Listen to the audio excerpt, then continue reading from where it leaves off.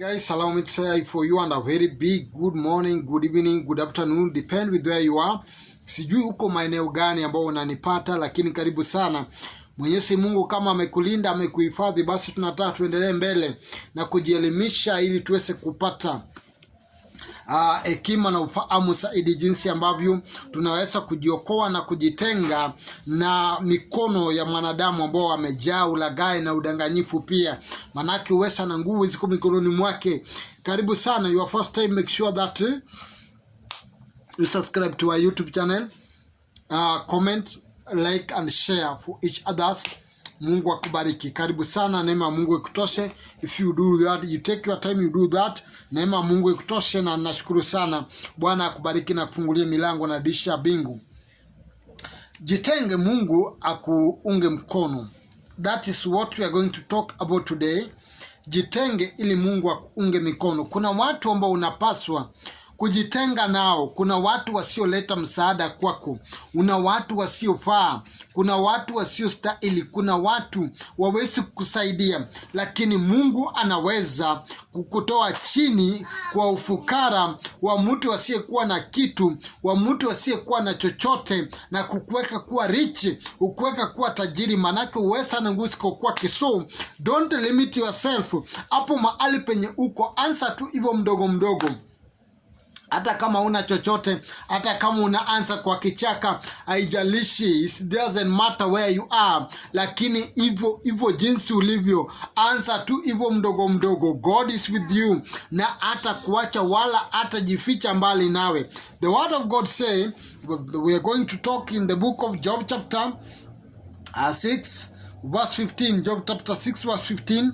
What we are going to talk about, jitenge Mungu akuunge mkono. Jitenge ili Mungu akuunge mkono.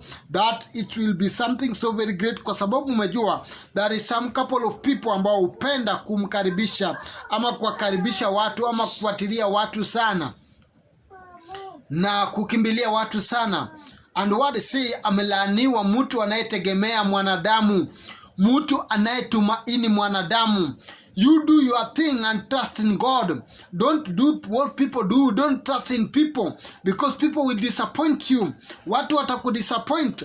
Amebarikiwa ule mtu anayejielewa, ule mtu anayejitambua. Unaona, umejua sometime okay, inaweza kuwa kujielewa ni ngumu, lakini sometime you accept to be who you are, vile ambavyo watu wanavyokuweka, vile wanavyokutakia. Why am I saying this? Because we see like somebody like Joseph, wakati ambapo alipochukiwa sana, kutengwa na ndugu zake, yeye pia alikubali kujitenga na kukaa pekee. Akachukuliwa, akaenda, akatupwa kwa shimo, akatolewa hapo, akauzwa. Alikubali kukua jinsi ambavyo alivyo.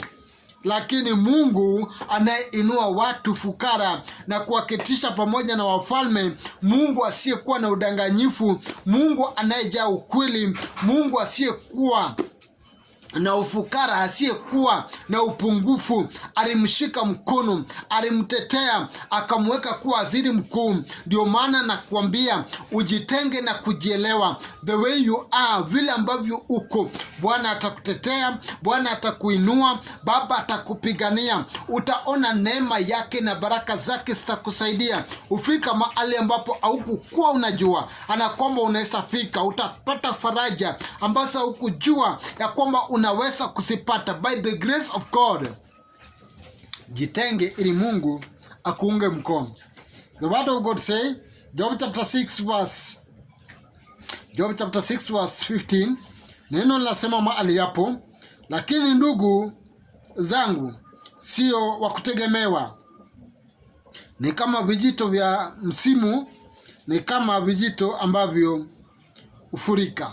Ni kama vijito ambavyo ufurika, vijito ambavyo haviwezi kusaidia. Ndugu zangu sio watu, maandiko imesema, lakini ndugu zangu sio watu wa kutegemewa. Au marafiki zako, au ndugu zako, au watu unaoona karibu nawe, sio watu wa kutegemewa, sio watu wa kutumaini, sio watu wa kujiweka kwao sana. Ndio maana nimekuambia ujielewe, ujitenge, ukae peke yako, uambie Mungu, what am I going to do? What is going to happen to me? I want you to come. I urge you to come and help me.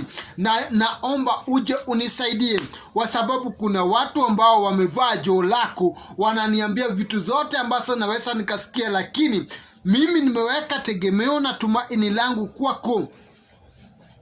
That why Job alipojielewa mahali hapa na kusema kwamba, lakini ndugu zangu, sio watu wa kutegemea. Alijua wanadamu sio watu wa kutegemea, sio watu wa kutumainia, sio watu wa kutarajia kwamba wataweza kusaidia. Tuko na mmoja tu, anaitwa Yesu Kristo, mfalme wa falme, aliyekubali kufa kwa sababu ya dhambi zako, ambao haja aishindwa, anayeshughulikia yale ambayo yanakushinda. Tuko na mmoja tu ambao achoki wakati wanadamu wanachoka kusaidia, wakati wanadamu wanachoka kufanya mema, yeye achoki.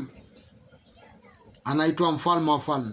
Weka tumaini lako kwake, mtarajie, mungoje, mkaribishe, mwambie Bwana karibu, naye atakaribia. Mwambie Bwana karibu. Let us go in another verse ili tuweze kuunderstand zaidi. Job chapter 13 verse 14, chapter 13 verse 4, very sorry. And the word of God says there, ninyi hata hivyo unipakasa uongo. Ninyi ni tabibu wasiofaa kitu, ninyi nyote. Ninyi hata hivyo unipakasa uongo. Ninyi ni tabibu wasiofaa kitu, ninyi nyote. Tabibu ni mtu anayetibu. Tabibu ni mtu anayefariji, ni mtu anayesaidia.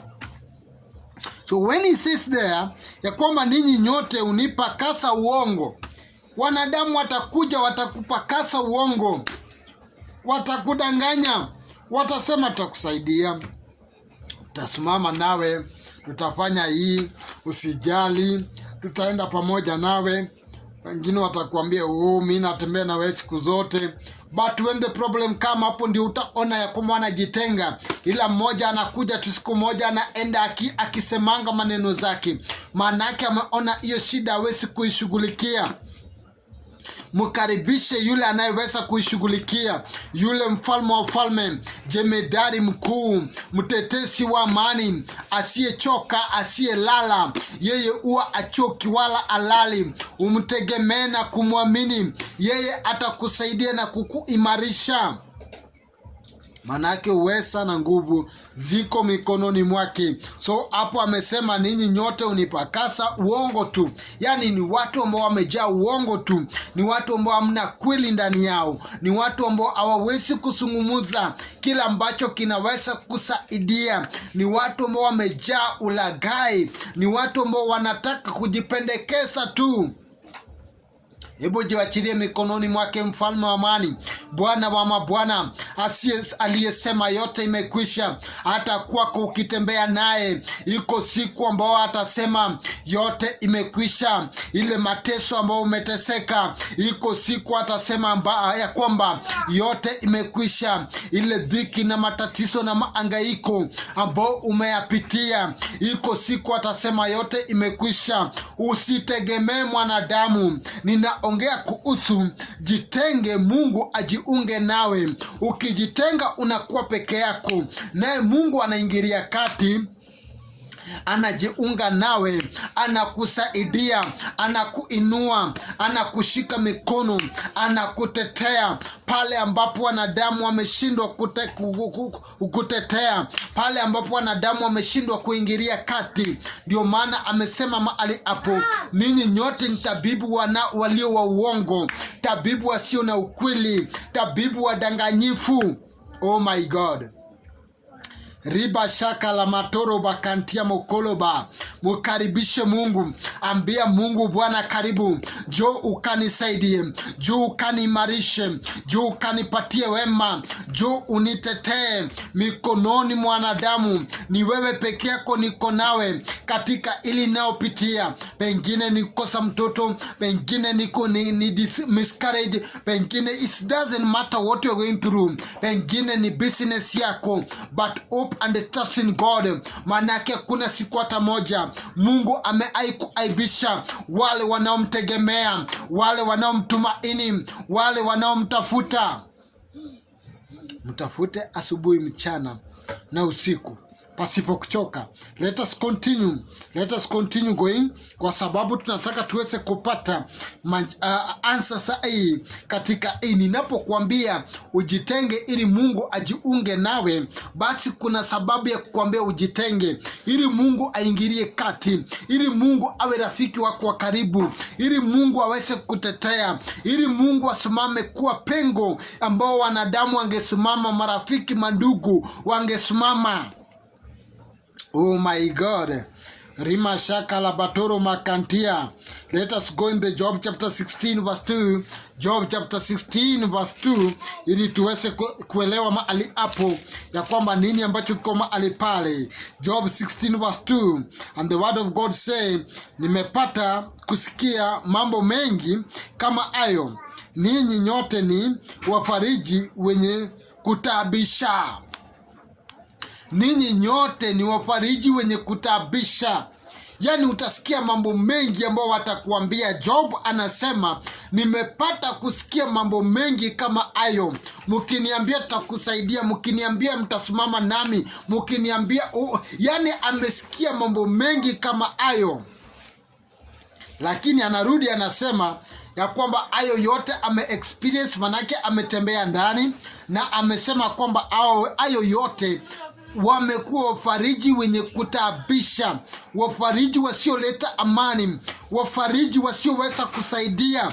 But tuko na mfariji anayeweza kusaidia, tuko na mfariji anayeweza kusimama nawe, tuko na mfariji asiyechoka, tuko na mfariji anayesimamisha, tuko na mfariji anayefariji ubaki kama uko shwari, asiyechoka, asiyelala, asiyesinzia. Oh my God. Yeye alali asinzi. Mkaribishe, mwambie Bwana karibu, manake atakaribia na kuleta msaada. Let us go in the book of Psalms chapter 38 verse 11.